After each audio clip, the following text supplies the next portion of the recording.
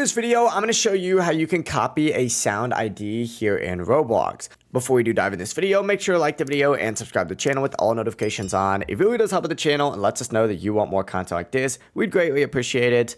But what you're going to want to do first is actually head to roblox.com and sign into your account. And up at the very top of the page, you're going to see an option for a create button. Go ahead and select that create button and it's going to redirect you to the creator hub. Now, once you are on the creator hub, what you're going to want to do is actually find the little store button up at the very top. Go ahead and select it from that top menu and then find audio within here. Now, once you do find the audio in here, you could scroll and find whatever sound you like. Once you do find whatever sound it is, in this case, we're going to choose, I don't know, something like easy listening, I guess. It's going to pull up even more pages that kind of fit that easy listening music tag. And once again, you're going to want to scroll through here and find whatever sound you would like. I'm just going to choose Toys for Boys right here. You're going to want to select the little arrow right next to it to make it just a little bit louder, and then go ahead and right select the name, and you're going to have the option to copy the asset ID. Go ahead and select that, and just like that, that sound ID is now going to be copied and ready to use in Roblox Studio or